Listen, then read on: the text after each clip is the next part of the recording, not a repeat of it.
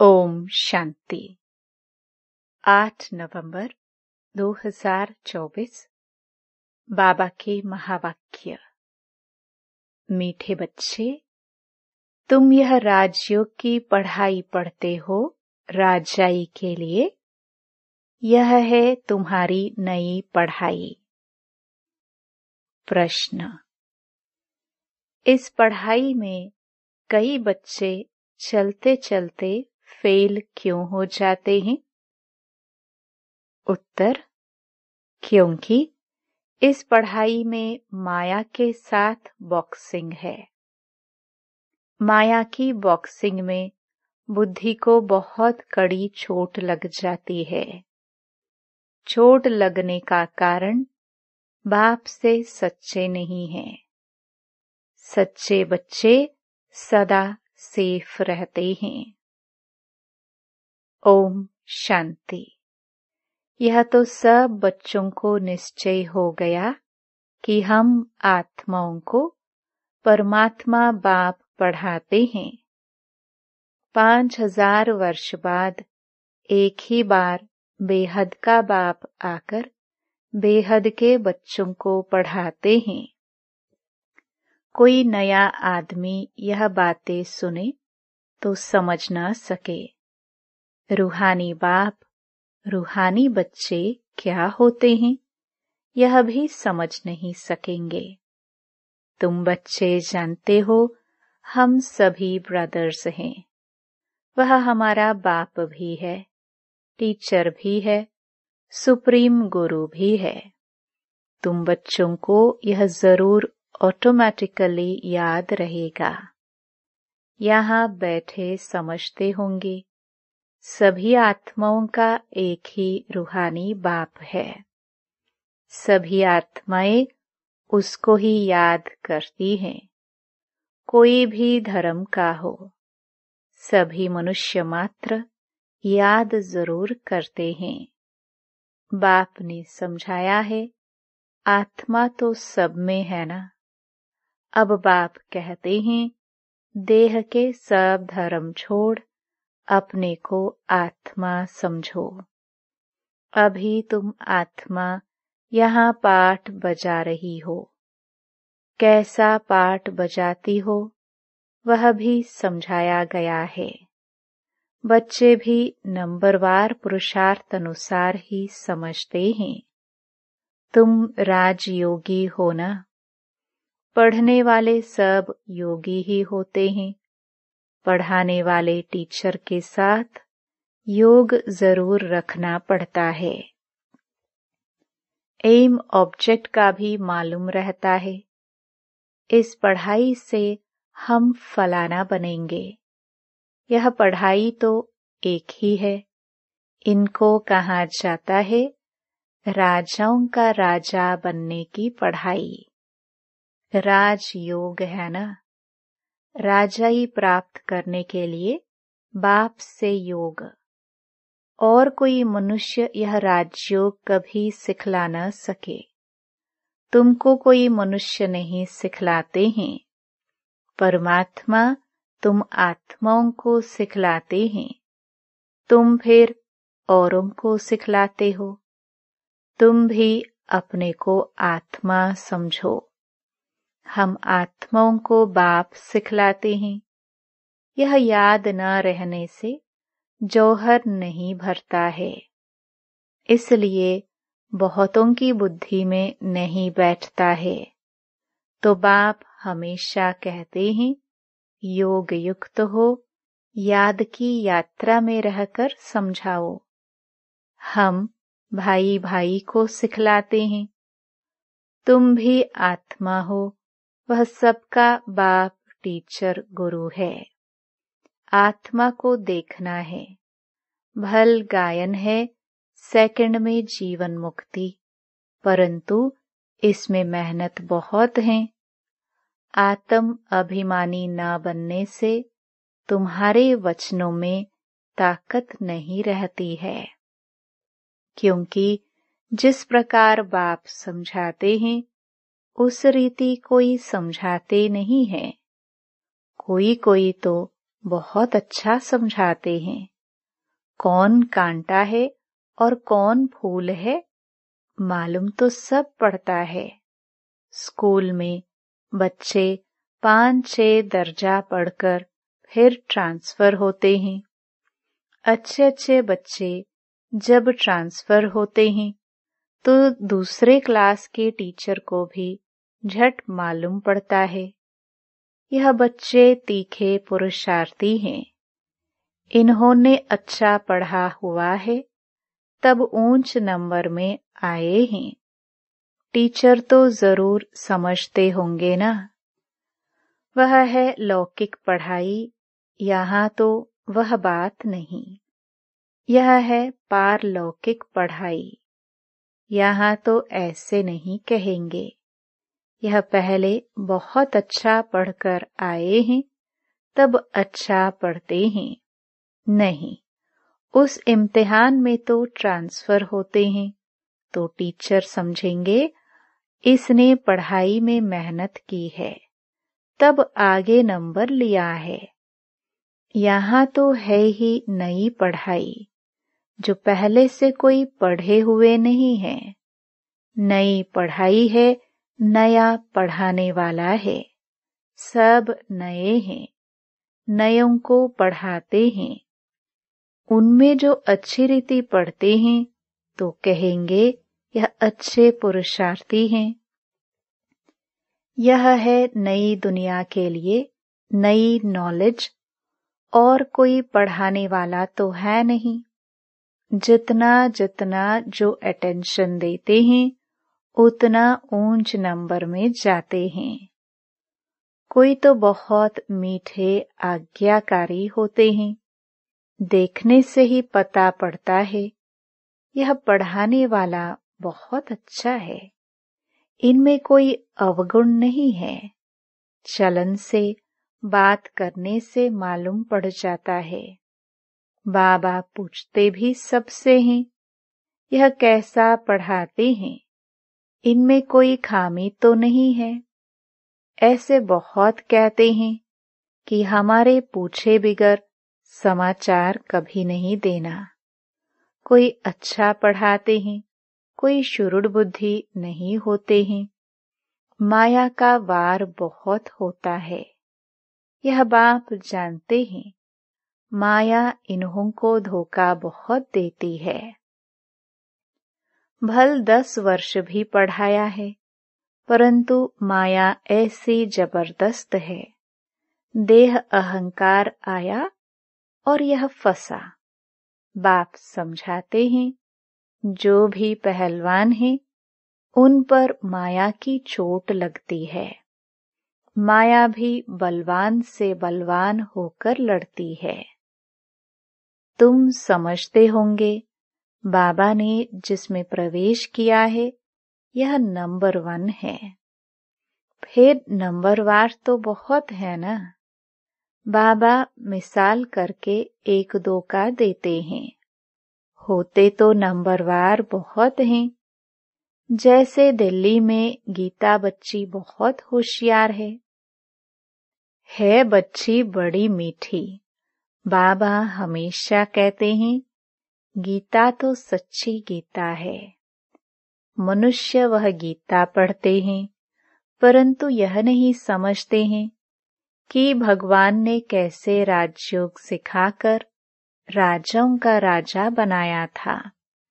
बरोबर सत्युग था तो एक ही धर्म था। कल की बात है। बाप कहते हैं, कल तुमको इतना साहूकार बनाकर गया। तुम पद्मा पदम भाग्यशाली थे। अब तुम क्या बन गए हो, तुम फील करते हो ना।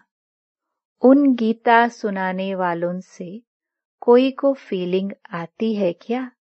जरा भी नहीं समझते।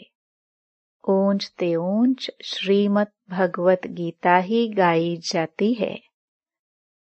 वह तो गीता किताब बैठ पढ़ते व सुनाते हैं। बाप तो किताब नहीं पढ़ते। फर्क तो है ना। उनकी याद की यात्रा तो है ही नहीं। वह तो नीचे गिरते ही रहते हैं। सर्वव्यापी के ज्ञान से सब देखो कैसे बन गए हैं। तुम जानते हो कल्प कल्प ऐसे ही होगा। बाप कहते हैं तुमको सिखलाकर विषय सागर से पार कर देते हैं। कितना फर्क है। शास्त्र पढ़ना तो भक्ति मार्ग हुआ ना। बाप कहते हैं यह पढ़ने से मेरे से कोई नहीं मिलते। वह समझते हैं कोई भी तरफ जाओ पहुंचना तो सबको एक ही जगह है। कभी कहते हैं भगवान किस न किस रूप में आकर पढ़ाएंगे। जब बाप को आकर पढ़ाना है तो फिर तुम क्या पढ़ाते हो। बाप समझाते हैं गीता में आटे में नमक मिसल कोई राइट अक्षर हैं जिसमें तुम पकड़ सकते हो। सत्युग में तो कोई भी शास्त्र आदि होते ही नहीं। यह है ही भक्ति मार्ग के शास्त्र। ऐसे नहीं कहेंगे कि यह अनादि हैं, शुरू से चले आते हैं। नहीं, अनादि का अर्थ नहीं समझते। बाप समझाते हैं यह तो ड्रामा अनादि बरोबर है। तुमको बाप राजयोग सिखलाते हैं। बाप कहते हैं अभी तुमको सिखलाता हूँ फिर गुम हो जाता हूँ। तुम कहेंगे हमारा राज्य अनादि था। राज्य वही है, सिर्फ पावन से बदल पतित होने से नाम बदल जाता है। देवता के बदले हिंदू कहलाते हैं। है तो आदि सनातन देवी देवता धर्म के न। जैसे दूसरे सतो प्रधान से सतो रजो तमो में आते हैं, तुम भी ऐसे उतरते हो। रजो में आते हो तो अपवित्रता के कारण देवता के बदले हिंदू कहलाते हो। नहीं तो हिंदू हिंदुस्तान का नाम है। तुम असल में तो देवी देवता थे ना। देवताएं सदैव पावन होते हैं। अभी तो मनुष्य पतित बन गए हैं तो नाम भी हिंदू रख दिया है। पूछो हिंदू धर्म कब किसने रचा तो बता नहीं सकेंगे। आदि सनातन देवी देवता धर्म था जिसको पैराडाइज आदि बहुत अच्छे अच्छे नाम देते हैं। जो पास्ट हुआ है वह फिर रिपीट होना है। इस समय तुम शुरू से लेकर अंत तक सब जानते हो। जानते जाएंगे तो जीते रहेंगे। कई तो मर भी जाते हैं। बाप का बनते हैं तो माया की युद्ध चलती है। युद्ध होने से ट्रेटर बन पड़ते हैं। रावण के थे, राम के बने। फिर रावण राम के बच्चों पर जीत पहन अपनी तरफ ले जाता है। कोई बीमार हो पड़ते हैं, फिर न वहां के रहते न यहाँ के रहते, न खुशी है न रंज, बीच में पड़े रहते हैं। तुम्हारे पास भी बहुत हैं जो बीच में हैं। बाप का भी पूरा नहीं बनते हैं, रावण का भी पूरा नहीं बनते। अभी तुम हो पुरुषोत्तम संगम युग पर। उत्तम पुरुष बनने के लिए पुरुषार्थ कर रहे हो। यह बड़ी समझने की बातें हैं। बाबा पूछते हैं हाथ तो बहुत बच्चे उठाते हैं परंतु समझा जाता है बुद्धि नहीं है। भल बाबा कहते हैं शुभ बोलो। कहते तो सब हैं हम नर से नारायण बनेंगे। कथा ही नर से नारायण बनने की है। अज्ञान काल में भी सत्यनारायण की कथा सुनते हैं ना, वहां तो कोई पूछ नहीं सकते, यह तो बाप ही पूछते हैं, तुम क्या समझते हो, इतनी हिम्मत है? तुम्हें पावन भी जरूर बनना है। कोई आते हैं तो पूछा जाता है, इस जन्म में कोई पाप कर्म तो नहीं किए हैं? जन्म जन्मांतर के पापी तो हो ही, इस जन्म के पाप बता दो तो हल्के हो जाएंगे, नहीं तो दिल अंदर खाता रहेगा। सच बतलाने से हल्के होंगे। कई बच्चे सच नहीं बताते हैं तो माया एकदम जोर से घूंसा लगा देती है। तुम्हारी बड़ी कड़ी बॉक्सिंग है, उस बॉक्सिंग में तो शरीर को चोट लगती है, इसमें बुद्धि को बहुत चोट लगती है। यह बाबा भी जानते हैं। यह ब्रह्मा कहते हैं, मैं बहुत जन्मों के अंत का हूँ।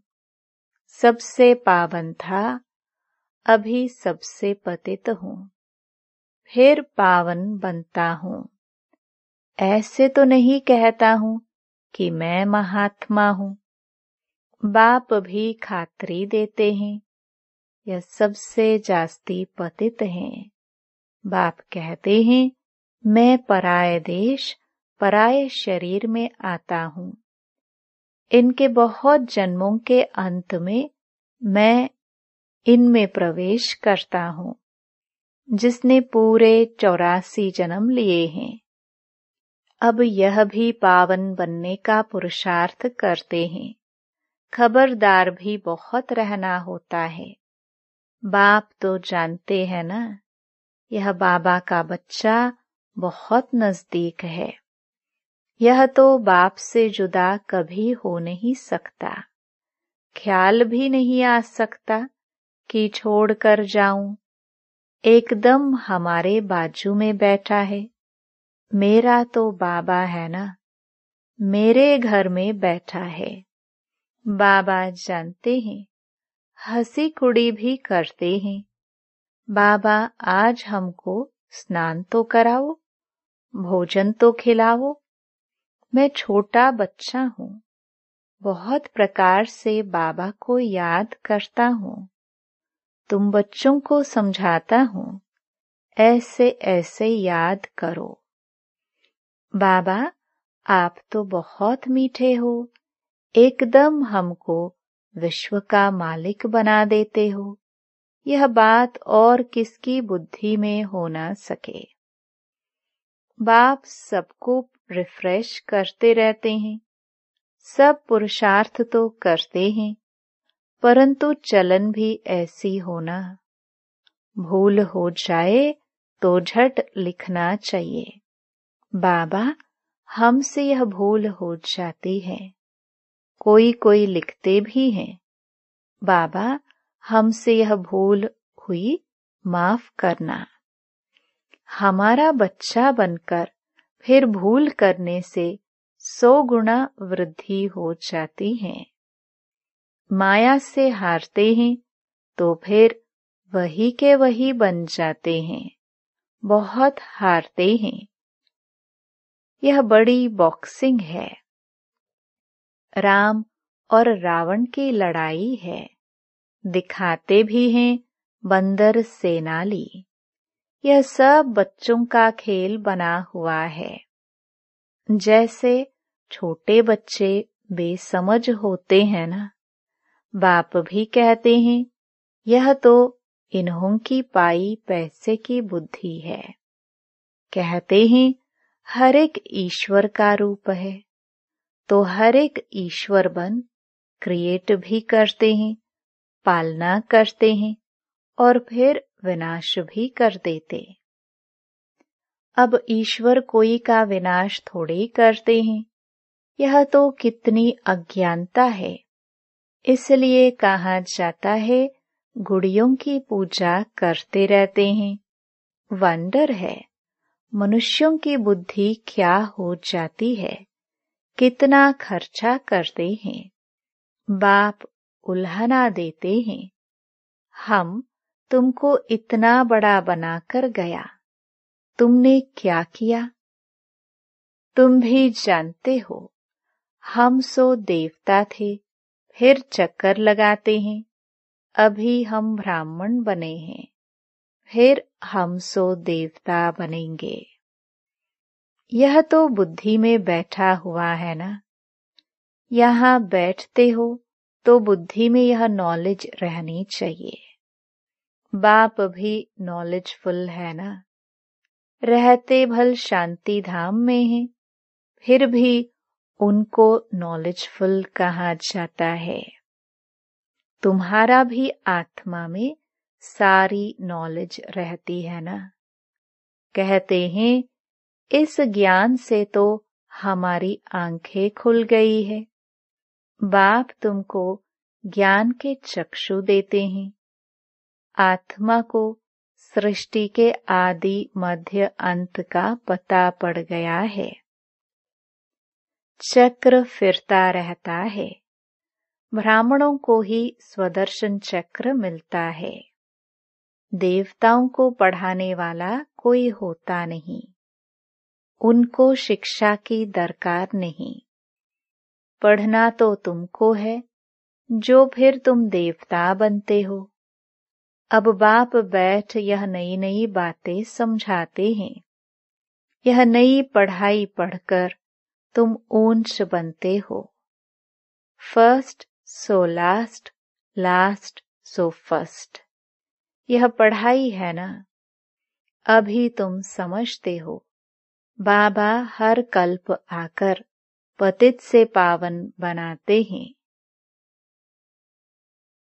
फिर यह नॉलेज खलास हो जाएगी। अच्छा, मीठे मीठे सिखिलदे बच्चों प्रति मात पिता बाप दादा का याद प्यार और गुड मॉर्निंग। रूहानी बाप की रूहानी बच्चों को नमस्ते। धारणा के लिए मुख्य सार। पहला, बहुत बहुत आज्ञाकारी मीठा होकर चलना है। देह अहंकार में नहीं आना है। बाप का बच्चा बनकर फिर कोई भी भूल नहीं करनी है। माया की बॉक्सिंग में बहुत बहुत खबरदार रहना है। दूसरा, अपने वचनों वाक्यों में ताकत भरने के लिए आत्म अभिमानी रहने का अभ्यास करना है। स्मृति रहे, बाप का सिखलाया हुआ हम सुना रहे हैं, तो उसमें जौहर भरेगा। वरदान, अविनाशी नशे में रह रूहानी मजे और मौज का अनुभव करने वाले ब्राह्मण सो फरिश्ता भव। आप ब्राह्मण सो फरिश्ते देवताओं से भी ऊंचे हो। देवताई जीवन में बाप का ज्ञान इमर्ज नहीं होगा। परमात्म मिलन का अनुभव भी नहीं होगा। इसलिए अभी सदा यह नशा रहे कि हम देवताओं से भी ऊंच ब्राह्मण सो फरिश्ता हैं। यह अविनाशी नशा ही रूहानी मजे और मौज का अनुभव कराने वाला है। अगर नशा सदा नहीं रहेगा तो कभी मजे में रहेंगे, कभी मूंझेंगे। स्लोगन, अपनी सेवा को भी बाप के आगे अर्पित कर दो, तब कहेंगे समर्पित आत्मा। ओम शांति।